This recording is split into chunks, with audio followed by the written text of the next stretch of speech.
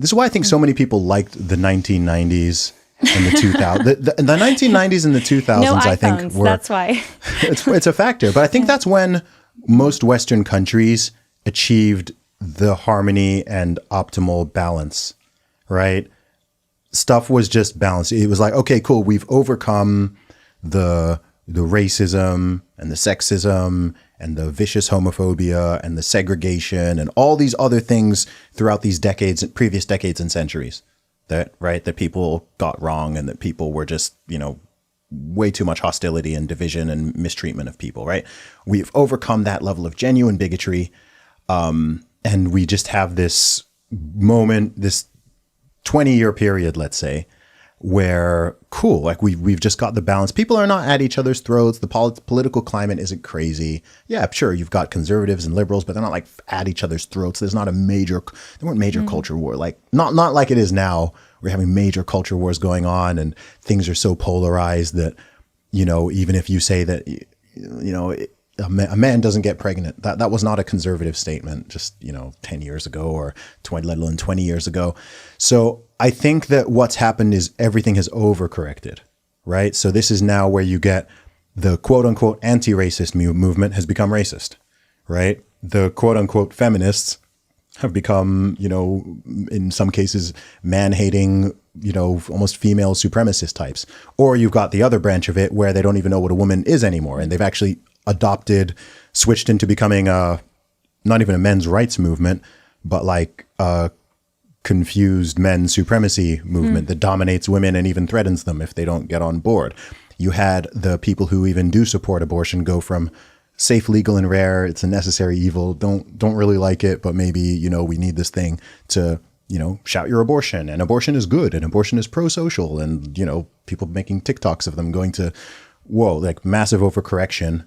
You see it in the political discourse, right? The way that you can go on social media now and you'll see old people who should know better, people who are 70 plus throwing insults and vicious barbs at each other on social media like they're children on a playground, right? In the past, yeah, there was always political discourse. They could just debate, it could get spicy, but the level of personal attacks and pettiness and just childlike behavior, like it's all just overcorrected. It's just, it's gone. All right, we overshot the mark on all these things happening simultaneously.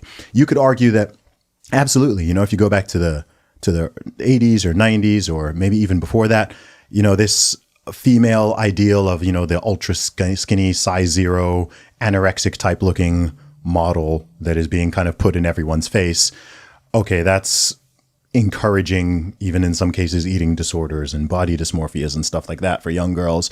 Okay, maybe we want something that's a little more in line with, an actual healthy body and what a woman, what women look like. But nope, we overshot. Now you're putting morbidly obese people on magazine covers and telling women they can be healthy at any size. Fat is beautiful, big is beautiful. Anyone who even has a problem with that, it's because they're a bigot or because men are sexist, or actually if you don't like obese women, it's because you're racist. I've seen that argument. And it's just like, what are we doing here? Right? So I think all of these things are examples of overcorrection. And it's causing a lot of problems. I've said before, something I've quoted a few times, it's a quote of mine, I'm quoting myself, but I've said that any social movement without a clearly defined finish line will end up becoming what it initially sought to fight against, right? So if you start out wanting to combat this thing, but you achieve the goal or you achieve the balance and you just keep on going, eventually the people pushing that become the actual bigots and the genuinely intolerant. And that's so true. I mean, feminism is case in point there. And I've gotten criticism for daring to say that the original feminists got it right when it came to, yes, women are equal to men in dignity and they should be treated equally under the law. And yes, they should be able to vote and work. But then we took the power that we had and we weaponized it against men, and we weaponized it even the worst against children. And now to be a feminist is to be pro-abortion. It's absolutely disgusting. Yeah, and that was part of the problem in the 90s too. So there was, how old were we in the 90s? I think you're just a few years older than me, but Under 10. I mean, yeah. I mean, so it's hard to, I think yeah. we always look back. I think this is older generations too. And you look back at your childhood with rose-colored glasses, like it was good in the old days. Now the kids are crazy. But, we had horrible abortion rates, even higher actually in the 90s than we have now. But it's because feminism is like, okay, we won these things, but now we want what? We need to we're just going to keep fighting. It wasn't just, we got the right to vote, we got the right to work, the right to not be fired if we're pregnant. And now it's like, we're going to go kill babies. Yeah. And what's funny is, the other elements, oh gosh, I didn't even bring over the biggest overcorrection, the whole LGBTQ plus 2AAP XYZ movement, right? I mean, you started literally as LGB. And LGBT, like every couple of years, they're literally adding letters to the thing. The LGB is not even relevant anymore. It's all about the T now, and the T's and the Q's. And it's overshot its mark. It went from, hey, you know what? Let's stop gay bashing. Let's stop being viciously discriminatory and calling people the F word and, doing this and doing that.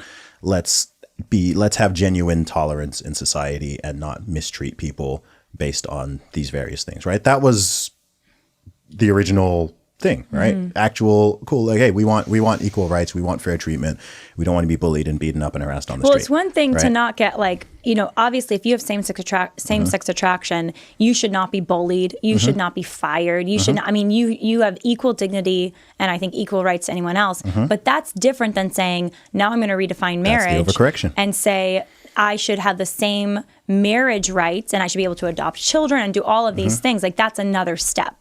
So tolerance means different things to different people. It does. It does. For tolerance for, LGBT movement today, it's like we should be able to, have the same rights as a man-woman marriage. We should be able to adopt children, create children via surrogacy and IVF. Like there's basically a child doesn't deserve a mother and a father. That's not even a consideration anymore. Yeah.